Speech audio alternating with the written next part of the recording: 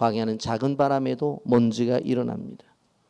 풀은 마르고 땅은 식물을 살리지 못하면 이것이 광야입니다. 바로 이스라엘 백성들이 살아가는 환경이 이렇게 변했어요. 한순간에 착취를 당하는 노예가 되어져 버리고 말았다는 것입니다. 출애굽기 1장 13절 14절을 보게 되어지면 그들이 경험하는 광야를 성경은 이렇게 표현합니다. 이스라엘 자손에게 이를 엄하게 시켜 어려운 노동으로 그들의 생활을 괴롭게 하니 곧 흙 이기기와 벽돌 굽기와 농사의 여러 가지 일이라 그 시키는 일이 모두 엄하였더라.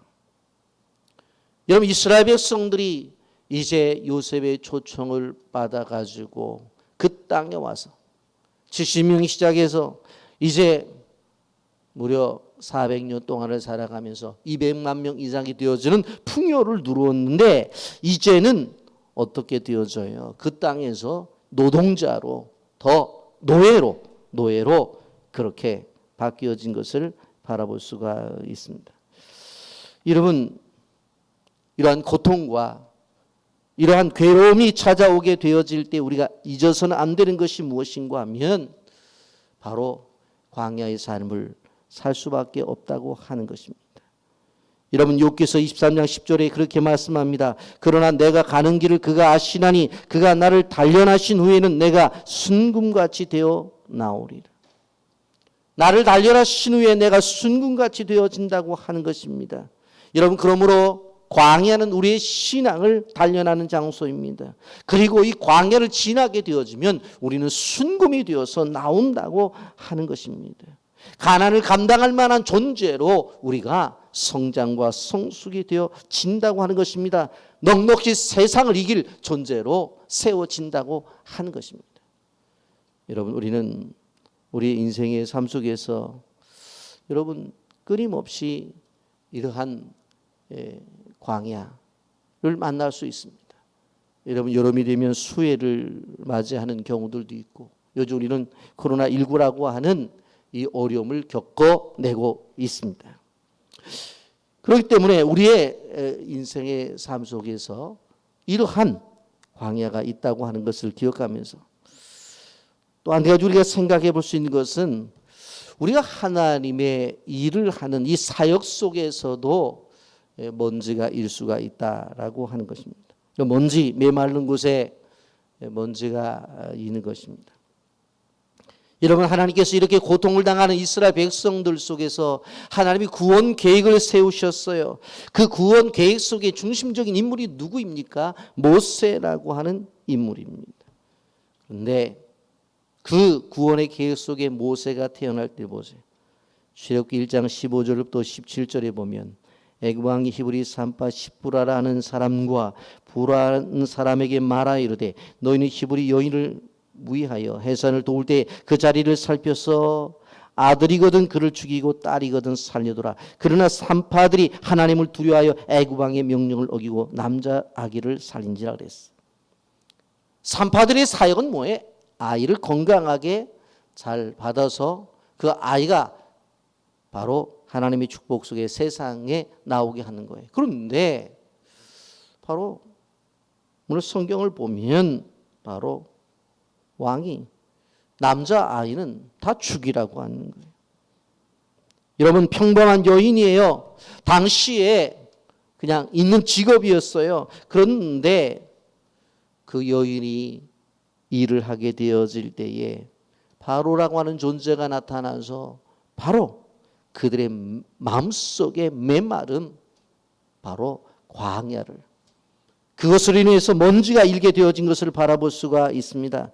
여러분, 우리가 알지만 바로 이 여인들은 바로 바로의 말보다도 하나님의 뜻을 귀하게 여겨서 모세를 살려냈던 것을 우리는 기억하고 있습니다. 여러분, 출애굽기 1장 20절과 21절 말씀에 보면 하나님이 그 산파들에게 은혜를 베푸시나니 그 백성은 번성하고 매우 강해지니라. 산파들은 하나님을 경외하였으므로 하나님이 그들의 집안을 흥왕하게 하신지라. 바로 그들의 사역 속에, 그들의 일 속에 나타난 광야 같은 그러한 순간, 그것을 잘 견뎌내요. 바로 거기에 나타난 먼지를 잘 마신 사람들이에요. 사실 그것은 해로운 줄 알았어요. 그럼에도 불구하고 하나님을 경외함으로 마시게 되어진 거예요. 바로 하나님이 자신들에게 있어서는 살아계신 하나님으로 믿고 담대하게 그들의 일 속에 주어진 것들을 감당을 해 나가요. 바로 바로의 명령을 거절하고 바로 하나님의 뜻을 붙잡은 것입니다. 여러분, 우리가 인생을 살아가면서 어떠한 사역을 하게 되어질 때에 왠지 하나님의 일이면서도 메마를 때가 있어요. 그리고 끊임없이 이곳저곳에서 먼지가 일어날 때가 있어요. 어떻게 해야 돼요? 그것은 하나님의 뜻 앞에 순종하고 그것을 감당하고 나가야 된다고 하는 것입니다. 여러분, 오늘 우리는 그것을 기억해야 돼요.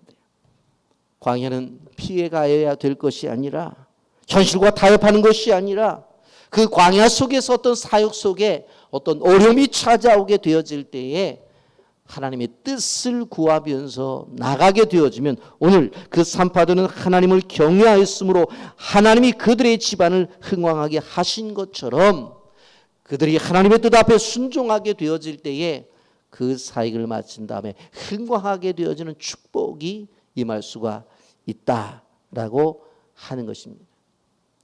빛의교회 사랑하는 성도 여러분, 우리가 믿음을 가지고 하나님의 나라를 세워갈 때에 우리 각자에게 주어진 사역들이 있어요. 근데 그 사역들을 우리가 진행하게 되어질 때에 어려움이 없는 것만은 아니에요. 어려움이 있을 수 있어요. 근데 그러면 그 상황 속에서 누구의 뜻을 따라가야 되느냐?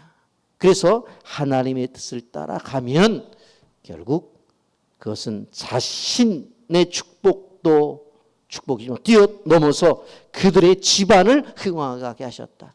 집안까지도 축복으로 주신다는 사실을 기억하시면서 하나님의 사역 속에서 어려움이 있어도 잘 견뎌나가시기를 예수님의 이름으로 축복합니다. 또 한 가지는 뭐냐면, 우리가 세상을 살아가면서 우리가 생각을 갖고 있는 존재이기 때문에 내가 어떤 일을 하려고 할 때가 있어. 그럴 때 지속적으로 먼지가 일어나는 것을 보게 되어집니다. 여러분, 태어난 모세는 바로의 공주의 아들로 입양이 되어지죠.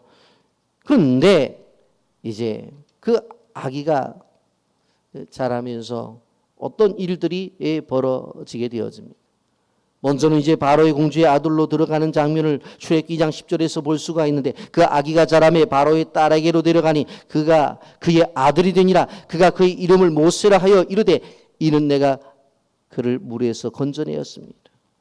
모세라고까지 이름을 지었어요. 그리고는 바로의 궁정으로 들어가서 바로의 딸의 자녀로서 살아가게 돼요.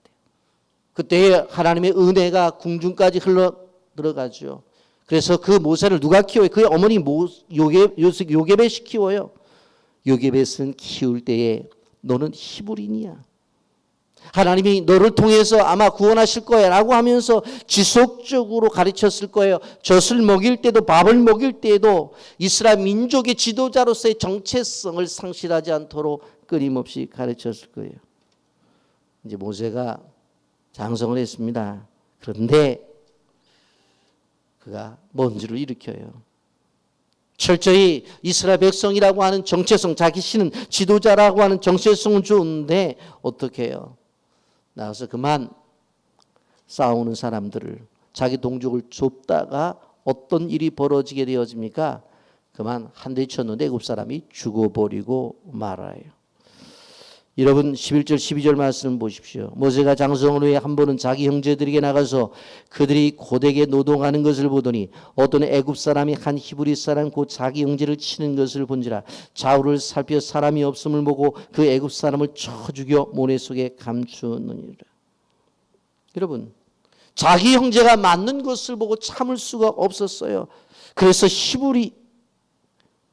히브리인으로서의 긍지를 가지고 쳤는데 그냥 사람이 죽어요. 생각해보면 아직은 때가 아니라는 것입니다. 아직은 하나님께서 모세를 세울 만한 때가 아니라는 거예요. 그래서 모세는 좀 더 기다렸어야 됐었어요. 그런데 모세는 참지 못해요. 당장이라도 자기가 어떤 일을 해야지만 민족을 구원할 것이라는 생각을 갖게 되었어요. 그런데 생각해 보면 이 정도 했는데도 동족들도 모세를 인정하지 않은 것들을 볼 수가 있습니다. 오늘 14절 15절 보면 그가 이르되 누가 너를 우리를 다스리는 자와 재판관으로 삼았느냐 내가 애굽 사람을 죽인 것처럼 나도 죽이려느냐 모세가 두려워하여 이르되 일이 탈로 되었도다 바로가 이를 듣고 모세를 죽이고자 해 찾으니라 모세가 바로의 낯을 피하여 미디안 땅에 머물며 하루는 우물 곁에 앉았더라. 모세는 감추었지만 탈로가 나고 말았어요. 모세의 인생 속에 자신의 뜻을 이루려고 하는 그 행동 속에 그만 광야의 삶이 되어져 버리고 말아요. 그리고 그는 이제는 바로의 공주의 아들이 아니라 살인자로서 도망을 가는 그러한 인생의 먼지를 마셔야 되는 그러한 삶이 시작이 되는 것들을 볼 수가 있습니다. 우리는 생각해 봤어요. 어떤 인류의 어떠한 역사 또 우리가 살아가는 환경 속에서도 끊임없이 먼지가 일어날 수가 있다. 우리의 사역 속에서도 먼지가 일어날 수가 있다. 내 뜻을 이루려고 할 때에 먼지가 일어날 수가 있다라고 하는 것입니다. 그러면 이 문제를 해결할 수 있는 방법이 도대체 뭐냐? 오늘 성경은 그것이 기도라고 말씀하고 있는 것을 볼 수가 있습니다. 이런 광야를 지나게 되어질 때 누구를 바라봐야 돼요? 하나님을 바라봐야 돼요. 여러분 분명 그 광야라고 하는 것은 하나님이 약속하신 것을 이루기 위한 과정이라고 한다면 그러한 과정을 계획하시고 진행하시고 우리가 하나님의 뜻 앞에서 도달해야 될 그 가나를 향해서 가게 하시는 분이 하나님이라면 하나님을 바라봐야 된다고 하는 것입니다. 그렇다고 한다면 이 광야가 힘들지만 우리는 은혜라고 생각해요. 이 광야가 어렵지만 우리가 생각하는 것은 기회라고 생각해야 돼요. 그리고 내 인생의 삶 속에 하나님이 극히 개입하고 계시다는 사람을 믿어야 돼요. 그 인식의 전환이 필요한 거예요. 이 시대에 왜 이런 일이 벌어지지? 왜 내 인생 속에서 다른 사람에게 없는 일들이 벌어지는 거야? 하면서 자꾸 누구의 탓을 하는 것이 아니라 바로 인식의 전환이 필요해요. 그래야지만 우리에게 다가오는 이 광야에서 일어난 먼지를 마실 수가 있어요. 쉽게 말한다면 이 환난과 고난을 이겨낼 수가 있다고 하는 것입니다. 여러분, 하나님이 인도하신 광야에 나타나는 이 먼지는 해로운 것이 아니에요. 우리를 유익하게 하고 나중에는 풍성함을 주기 위한 하나님의 방법이고 이것을 통해서 온전한 자유함을 주기 위한 하나님의 사랑이라는 것을 알아야 돼요. 여러분 우리가 인생을 살아가면서 고통이 찾아와서 아이고 이거 어떡하지 견뎌냈어요. 그랬는데 또 아픔이라는 게 또 찾아와요. 또 그거 지났더니 어떻게 해요? 괴로움이라는 게 찾아와요. 끊임없이 고통이라는 먼지를 먹고 이제 됐다 생각했더니 이제 괴로움이라는 먼지가 또 찾아오고 그거 먹고 이제 됐다 했더니 또 아픔이라는 먼지가 고난이라는 먼지가 수많은 먼지들이 끊임없이 우리에게 다가와요. 그거 어떻게 해야 돼요? 그걸 견뎌내고 이겨내는 사람이 하나님의 사람이 될 수가 있다고 하는 것입니다. 여러분 그럴 때 그것을 견뎌내는 것이 기도라고 말했죠. 오늘 성경은 분명히 뭐라고 말을 해요? 본문 24절 25절을 보십시오. 하나님이 그들의 고통 소리를 들으시고 하나님이 아브라함과 이삭과 야곱에게 세운 그의 언약을 기억하사 하나님이 이스라엘 자손을 돌보셨고 하나님이 그들을 기억하셨더라 그랬어요. 여러분 그들은 어떻게 했다고 그랬어요? 바로 고통했다고 그랬죠. 고통했다고 그랬어요.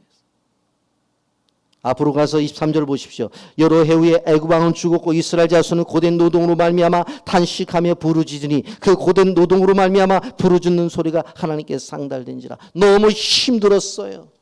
고통이 찾아오고 아픔이 찾아오고 괴로움이 찾아와요. 그랬더니 하나님 앞에 부르짖어 기도해요. 그랬더니 바로 아브라함과 이삭과 야곱에게 세운 그의 언약을 기억하사 하나님이 이스라엘 자손을 돌보셨고 하나님이 그들을 기억하셨더라. 여러분 여기에서 기억하셨다고 하는 것은 아브라함과 이삭과 야곱이라고 하는 인물이 나오니까 과거로 되돌아갔다 생각할 수 있을지만 그것이 아닙니다. 그들을 통해서 약속했던 그 미래의 약속이 이제 이루어질 준비가 끝났다는 거예요. 그것이 바로 기억하셨다는 거예요. 뭘 기억했다는 거예요?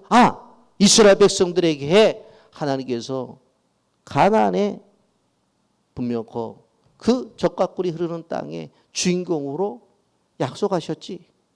그러면 이들을 데리고 이제 가나안으로 가도록 해야 되지 하는 것을 기억하셨다.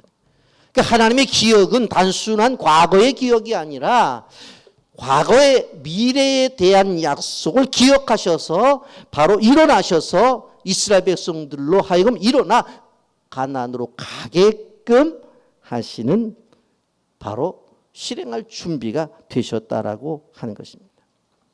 우리가 먼지를 마시게 되어질 때 하나님은 우리가 기도하게 되는 그 기도를 들으신다고 하는 것입니다. 여러분 우리가 기억해야 돼요. 우리는 약속을 받은 약속의 자녀들입니다. 그런데 그 약속을 받은 자녀들이 그 약속을 이루기 위해서 나가게 되어질 때에 광야를 통과한다고 하는 것입니다.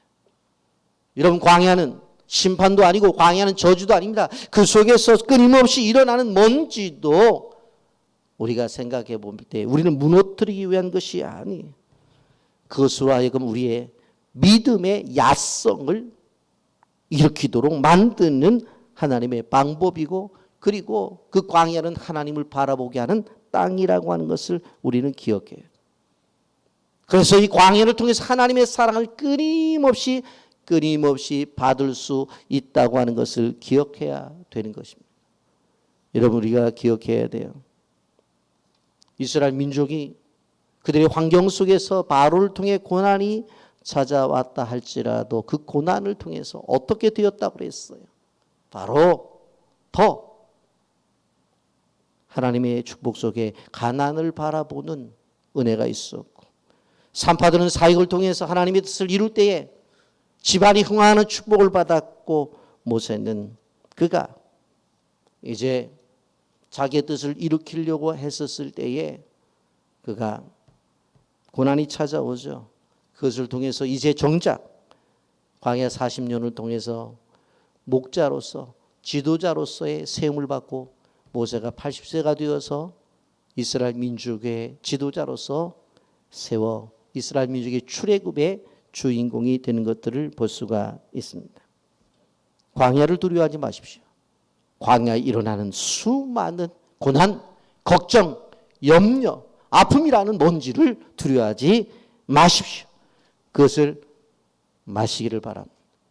여러분 이번 특세를 통해서 이 말씀이 계속 증거되어지고 선포되어질 때에 지금까지는 광야를 두려움으로 걸었다면 이제는 당당하게 걸으시고 지금까지는 고난이라는 먼지와 아픔이라는 먼지와 걱정과 염려라는 먼지가 찾아왔을 때에 그것을 두려워서 벌벌 떨었다면 그것을 이겨내 그래서 바로 하나님의 사람으로 다시 세워지는 그러한 새벽을 깨우는 빛의 교회 성도들이 되기를 예수님의 이름으로 축복합니다.